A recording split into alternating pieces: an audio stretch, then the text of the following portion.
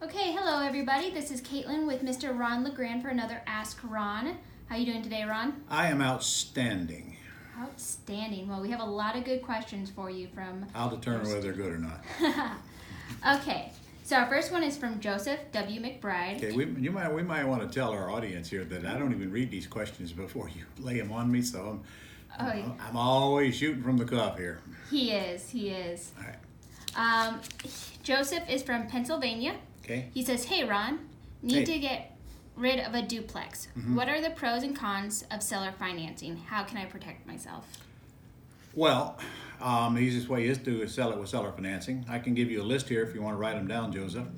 Number one, insist on a personal guarantee. Do not sell it without a personal guarantee or you'll absolutely get it back.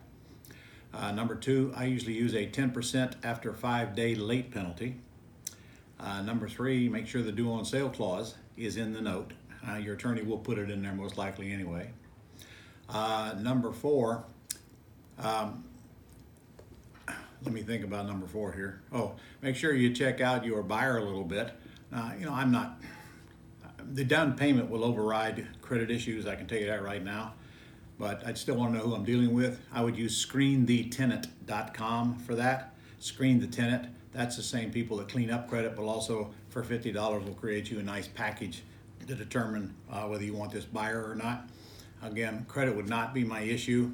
You're better off selling it to an owner-occupant, most likely, who can then rent out the other side and get little or nothing for her or his own free rent. And you can probably get a bigger down payment from them as well. Awesome. Other than that, make sure an attorney closes it. Good deal. Okay. Oh, I'm sure your attorney would put in that you want an assignment of rents. Write that down, assignment of rents. In case you had to foreclose, you can go collect the rent while you're foreclosing. Awesome. Our next one's from Carrie Williams of Missouri. Hey, Carrie.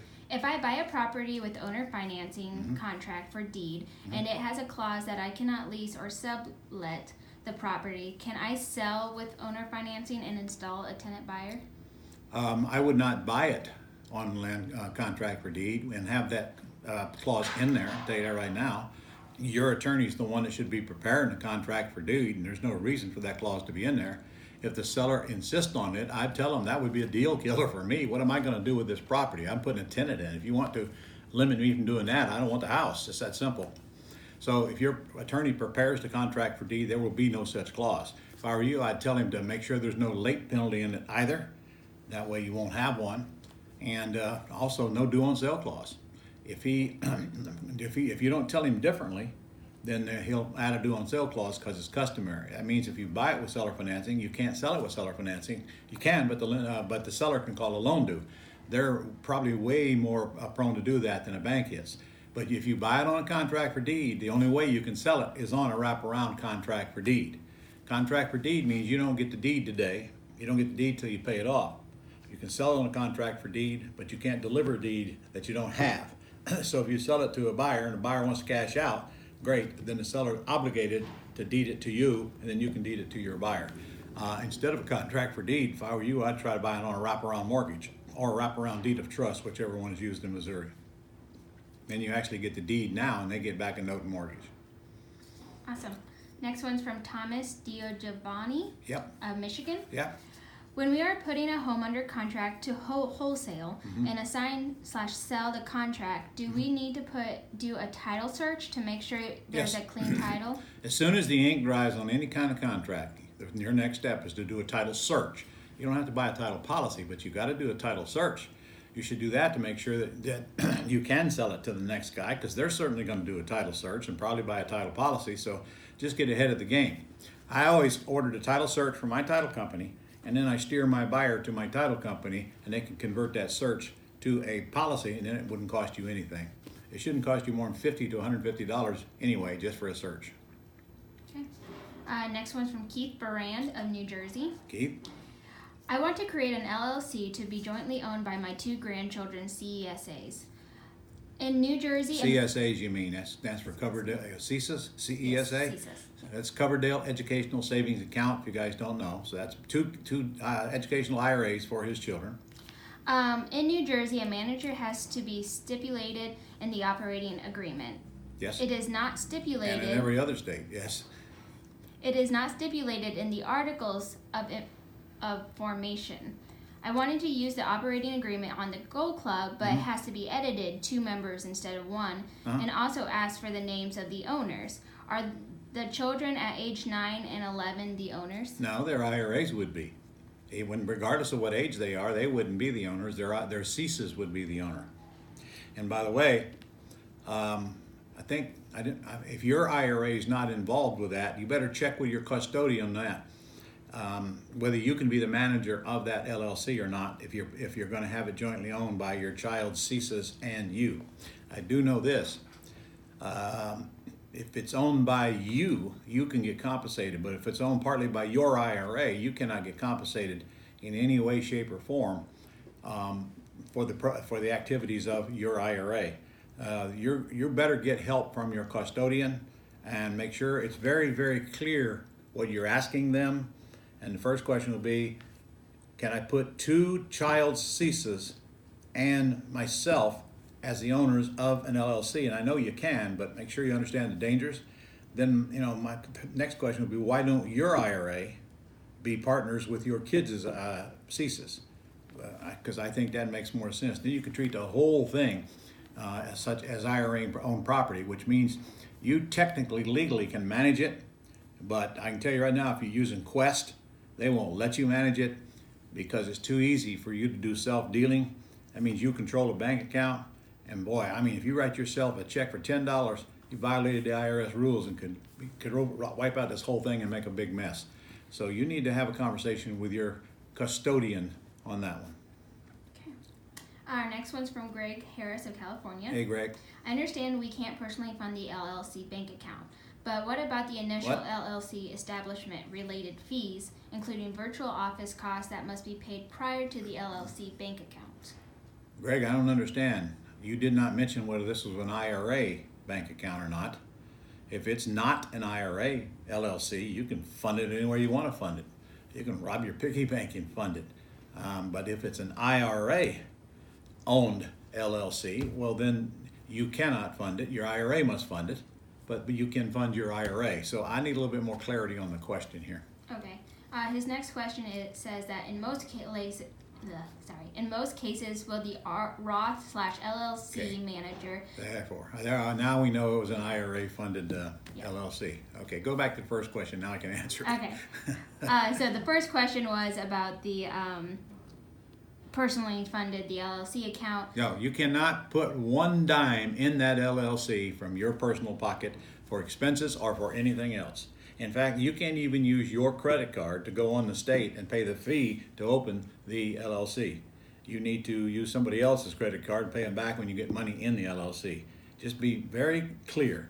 You cannot contribute any money to that LLC, take any money out of that LLC, borrow from it, lend to it, or in any other way be compensated from that LLC if your IRA owns it. Therefore, that answers that question. Okay. You put money in your IRA and you let your IRA fund the LLC. So in other words, you're making a contribution to your IRA. So he was asking about the establishment, so like starting it up fees. Well, I think I just answered that. Okay, You so gotta that have a would state be fee through the to Roth. open that LLC. Use somebody else's credit card. Okay. And so his next question was, in most cases, will the Roth/LLC manager not need to write or sign off on the checks from the LLC? No, the manager is the only person that can sign the checks for the LLC, but that manager, as I just went over, should not be you. You should get, nor anybody in your linear descent, or your spouse's linear descent, but brother or sister, employee, friend, relative, anybody else can be the manager. The manager doesn't do anything anyway except what you tell them to do, and you can fire them at will, so I'm sure you can find somebody to be the manager. Okay. Our next one's from Lyudmila Pavlova. Okay. I probably butchered that. I'm sorry. Promise you did. From Minnesota. Okay. Hi, Ron. I would like to help my friend to sell her house. May I use the Dreams website and structure for it? If yes, what kind of permission do I need if I'm not a real estate agent? Well, that's a double question. If you're a member of Dreams, there's no reason you can't use it to sell whatever house you want, even if it doesn't belong to you. But now you got the licensing issue. So look, it's your friend, if you can do whatever you want. It's your friend. You don't need a license to help your friend sell the house as long as your friend don't pay you a commission when it's sold. That's all. I mean, as far as I know, it's still okay in this country if people help people, and I hope that never stops. So you don't need a license to do that. Okay. Next one's from Iseult Dorvilus of Maine. Mm-hmm. What is the rule of owner finance deal for hazard insurance? Do I leave the policy under the owner? Under no circumstances do you ever buy a house from a seller, no matter how you buy it, and leave the policy in the seller's name. The minute ownership of the property transfers to you, that policy is null and void anyway. And a lot of people do that, don't knowing that, and they usually get by without a claim. When you transfer ownership from the seller to you, you're going to be buying a landlord policy or a non-owner occupied policy, which is actually a lot cheaper than the one their previous owner was paying for. So you have to buy a new policy. We use NREIG, look it up, or contact us, and I don't have the phone number right now. Their rates are great, and they'll insure it in any entity you want to take title in. Then you have to make sure that they get that policy to the seller's lender and naming the lender as the first mortgagee, and then asking the seller's lender to cancel the current policy. And if that's a problem, then the seller may have to contact the lender to cancel that policy they had, but of course they're not going to do it until they get the new policy from NREIG, which you have to pay a year in advance. Simple, huh? All right. Alrighty, our next one's from Felipe of Arizona. Felipe. Do you know if the service listingbook.com and tryelevate.com is the same, or has it changed? I do not know, but I did get a question the other day from somebody who went on listingbook.com and tried to subscribe and couldn't, because that's not how it works. A realtor has to sign you up for listingbook.com, or you're not going to get the daily feed of the deals. So, and if it's not Listing Book, it's another. It doesn't make any difference what website they sign you up on. Some areas got 2 or 3 of these sites, and every day they feed you with properties that meet your parameters that you put in when you sign up. So the realtor's got to activate it. You got to fill in the parameters, and then as they come to you, you'll find the realtor's name on it. In case you want to make an offer, you go punch on that realtor's name. That's why it has to go through a realtor. And I don't know anything whether those two people, I don't know. Listing Book is not everywhere, but wherever there isn't one in any major city, there's another one or 2 or 3 that do the same thing. Good deal. Next one's from Marc Savage of Florida. Mark? I want to hire someone to call my PI sheet numbers for me, so I have 2 questions in regard to this. Our first one is, what do you recommend I pay someone per conversation from no to yes? Well, there's a couple of schools of thought on that.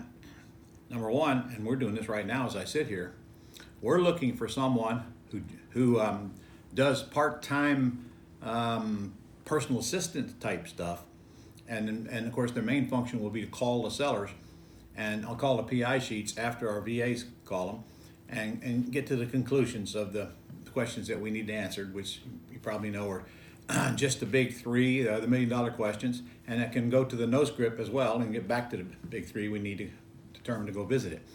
Now, that's really nothing more than an admin job, as long as you're willing to go to the houses, Mark, after the appointments are set. But here's the downside. You're going to have to spend some time training this person, and it's probably unlikely you're going to be successful with the first one you hire. So I'm telling you, the hard part for an employer is to actually have the patience to train a person, which means several hours of your time that you do not want to spend with this person. And a lot of patience, Mark, so you might have to take a pill to be able to get through it.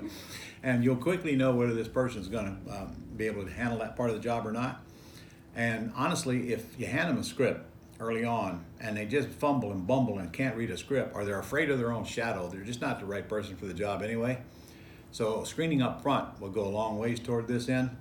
But then if they don't make it, you're just going to have to keep going until you find one that does. My biggest trait would be I want attitude. And I want somebody that wants to talk to people and can carry on a conversation that sounds like you're having fun with them on the telephone, not some scared little kid that, a couple of words from the other side just puts them into tears. Not interested in that kind of person.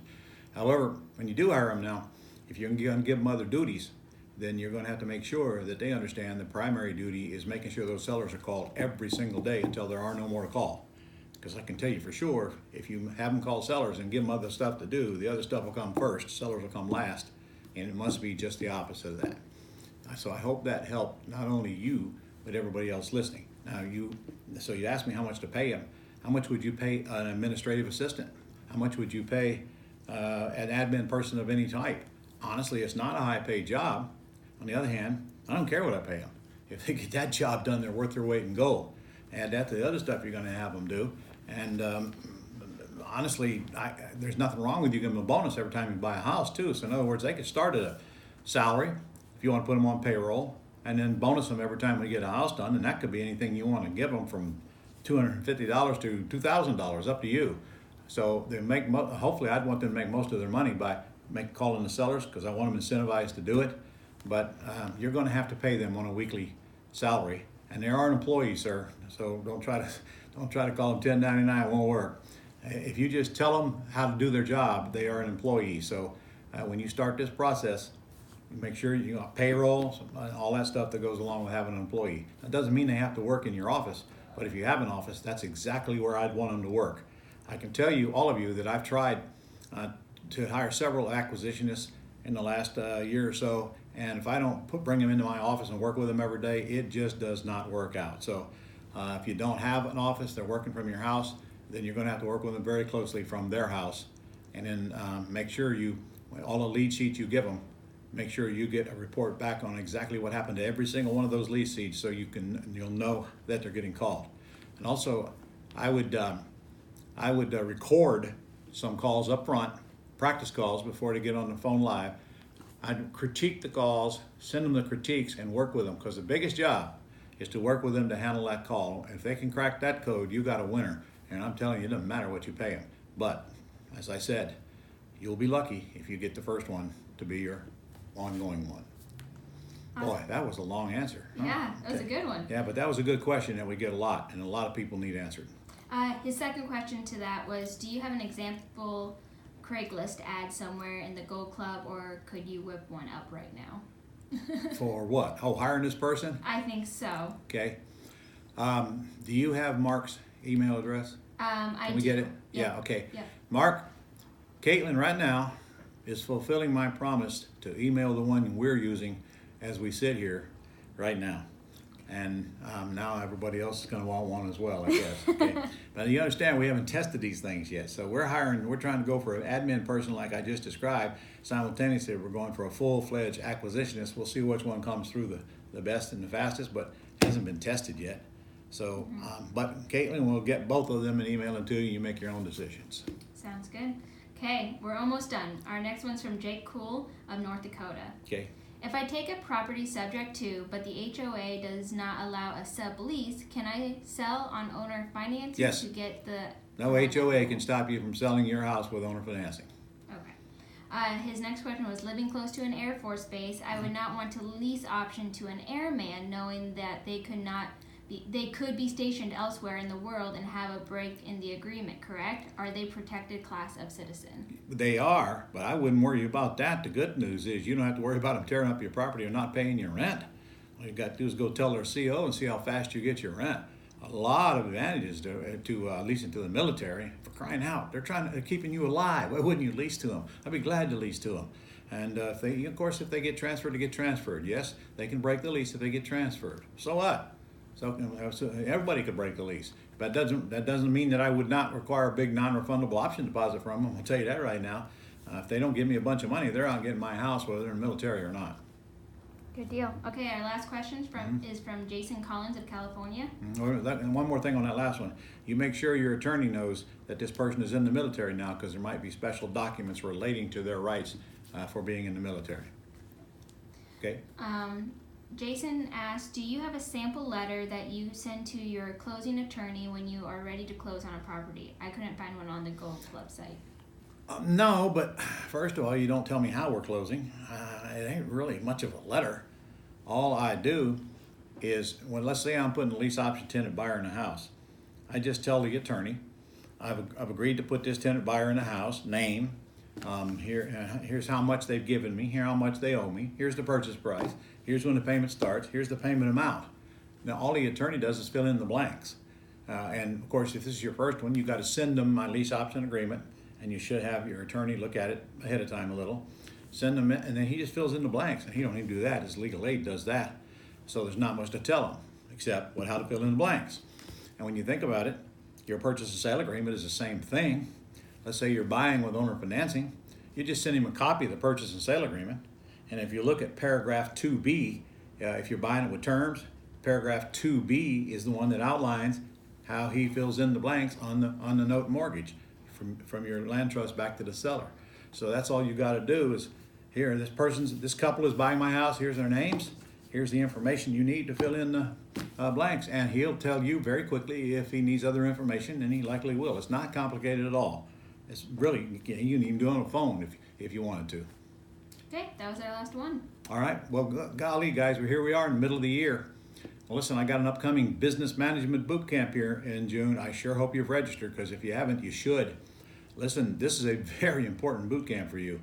It's about all the art of running this business of real estate, and some say it is the best one we do because it opens eyes. I'm probably the only one qualified to teach you this thing, because yes, it's dedicated to real estate and our clients, but frankly, what we discussed there applies to any business. It would pay you to come, and your spouse is free. And if you want to bring someone else in your business, that's only $500 for them. But gosh, I only do this twice a year, and I don't even have the one at the end of the year scheduled yet. So do your best to be there. It'll change the way you do business. It'll systemize everything. So get on our website and take a look at it. And you may even get a letter from us on it and make your decision, because it's also a requirement to graduate from our master's program as well. Anyway, we're in the middle of the year. You're not going to let the rest of the year go by without doing anything, are you? Keep sending us your testimonials. We get them almost every day, and we don't get tired of them. Really make sure they got a picture of you in it, and we really like to have pictures of checks. Now, I know closing agents want to wire you the money nowadays, but for our benefit and your benefit, can you just tell them to cut you a check so we can take a photo of it?